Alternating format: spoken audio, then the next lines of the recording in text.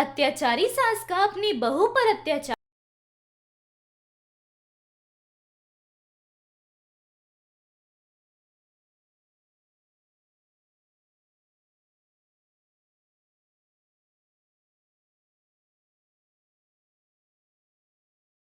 आकर अपनी पत्नी को मारकर घर से चला जाता है। पति और बेटे दोनों के उसे छोड़कर जाने पर सुजाता अकेली ही रह जाती है। उसके बाद क्या होता है आज हम जानते हैं। एक घर में हॉल में बैठे पति रमेश के पास सपना आकर ऐसे कहती है, ए जी, सासू माँ के पास से आए हुए बहुत समय हो गए। वो कैसी है, क्या कर रही है?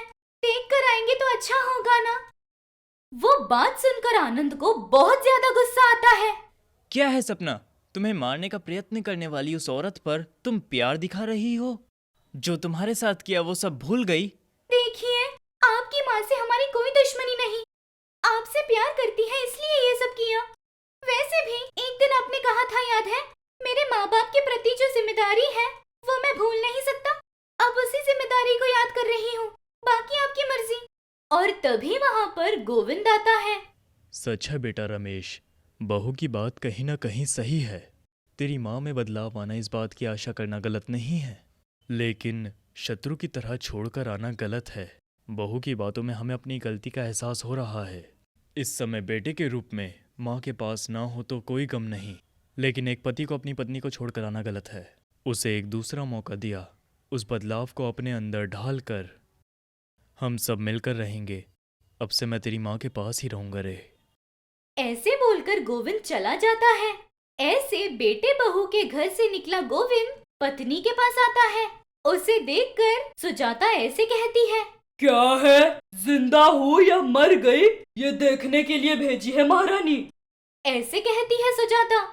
उस बात पर गोविंद, ऐसा कुछ नहीं है सुज्जू, गुस्सा नाराजगी अपनों के साथ जिंदगी भर नहीं रहती है ना। वैसे तुम कैसी हो? पति ने कुछ कहा, ऐसे भिखारी तक बोल रहे हैं। ऐसी परिस्थिति है, अपने ही छोड़कर चले गए तो गांव के लोग खा के सद देंगे। वो काम वाली भी ना जाने क्या क्या बोल कर गई।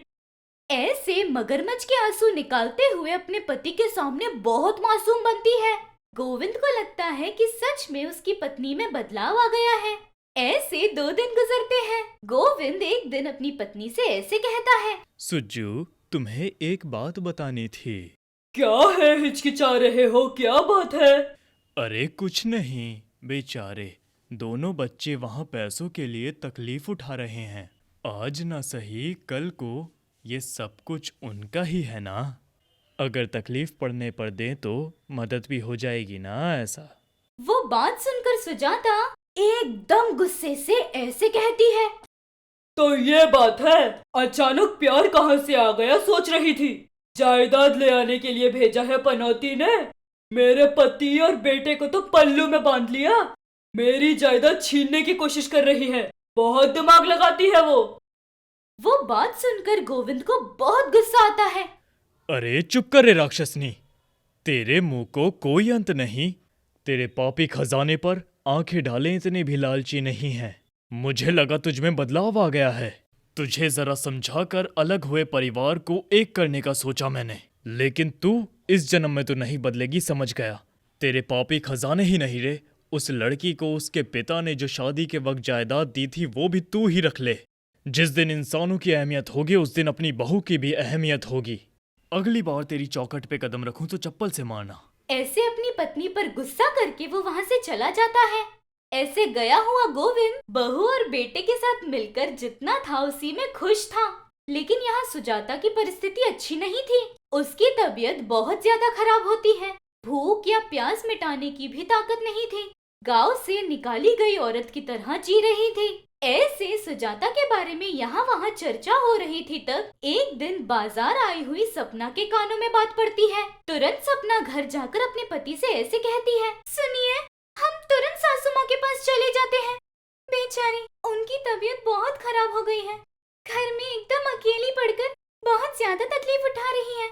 देखो बेटा, अब तक उस राक्षसनी की बात पर तुम्हें सपोर्ट किया, उसका असली रूप दिखाने के बाद फैसला किया। वो जिए या मरे हमसे कोई मतलब नहीं। जायदाद और पैसे को जमा कर करके रखा है ना उसने। सहने दो, अगली बार उसके बारे में इस घर में चर्चा हुई ना तो मैं इस घर से चला जाऊंगा। ऐसे गोविंद वार्निंग देता है। अचानक से ससुर जी के इतने जोर से चिल्लाने पर सपना पलटकर जवाब नहीं देती। ऐसे 2 दिन गुजरते हैं। सासू माँ के बारे में सपना को डर लगने लगता है। हे भगवान, मेरी सासू माँ को कुछ नहीं होना चाहिए। यहाँ ये दोनों उनसे नाराज होकर बैठे हैं, नाम लेते ही गुस्सा कर रहे हैं। ऐसे समय में सासू माँ को अपने हाल पर छोड़कर कैसे सुखी रहे। जो हो सो हो, सासू माँ को बचाना है। ऐसे सोचकर सपना तुरंत अपनी सासू माँ के घर के लिए रवाना हो जाती है। घर पहुँचते ही सासू माँ नीचे जमीन पर गिरी हुई थी। बदन में बिल्कुल भी ताकत नहीं थी और उसे बहुत तेज बुखार था। उसे देखकर सपना ऐसे कहती है, सासू माँ उठिए, सासू माँ मैं आ गई हूँ, अब कहीं नहीं जाऊंगी। मेरी वजह से आपको इतनी तकलीफ हुई। ऐसे अपनी सासू माँ को कंधे का सहारा देकर जाकर पलंग पर लेटा देती है। उसकी सारी सेवाएं करके खाना खिलाकर बच्चे की तरह देख रही थी। गोविंद अपने घर पर घबराहट में यहाँ वहाँ घूम रहा था।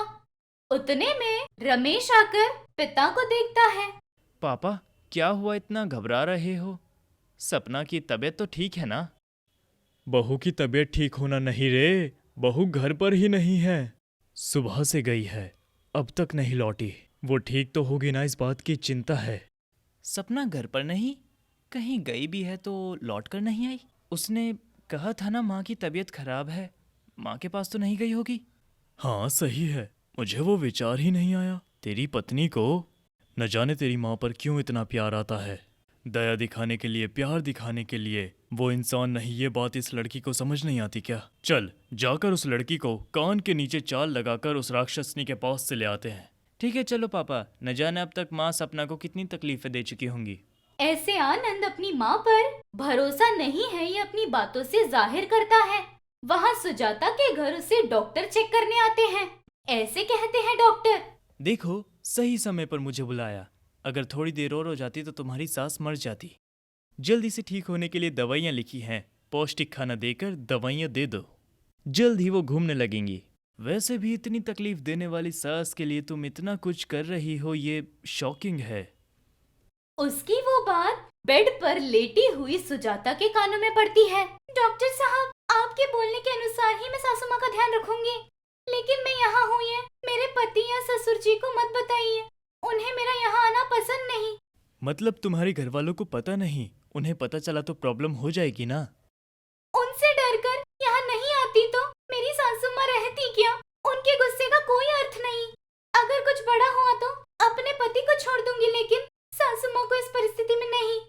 बहू के ऐसे कहते ही सुजाता को अपनी गलती का एहसास होता है। डॉक्टर के जाते ही गोविंद और रमेश वहाँ आते हैं। सपना क्यों आई हो यहाँ पर? चलो घर चलते हैं। अपने पापों की वजह से ही वो यहाँ पहुंची हैं। धोखे से शादी करवा कर तुम्हारी जायदाद जाते ही तुम्हें तकलीफें दी। उस इंसान के लिए तुमने मेरी और पापा की बात टाली।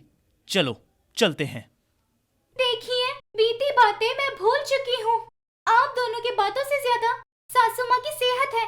अगर मेरे लिए आए हो तो मेरा जवाब सुनो, मैं नहीं आऊंगी। ऐसे बोलती है सपना उनसे। रमेश और गोविंद को कुछ समझ नहीं आता।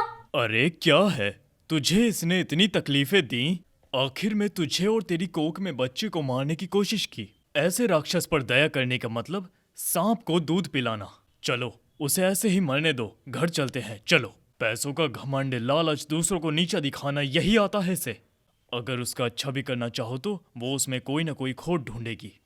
अपनी पत्नी के बारे में ऐसे क्यों बोल रहे हैं आप? अत्याचार किया बोल रहे हैं। अत्याचार मुझ पर किया ना, मैंने ही उन्हें माफ कर दिया। आप दोनों क्यों इस बात पर अड़े हो? आपको पसंद हो या ना हो, मैं नहीं आऊंगी। ऐसे गोविंद कह रहा था कि रमेश बीच में बोलता है। नहीं पापा, जाने दो। गलती सिर्फ माँ की नहीं है, हमारी भी है। माँ के ऐसे बर्ताव का कारण हम भी हैं। माँ को कहने का हमें कोई हक नहीं। सपना सच कह रही है पापा।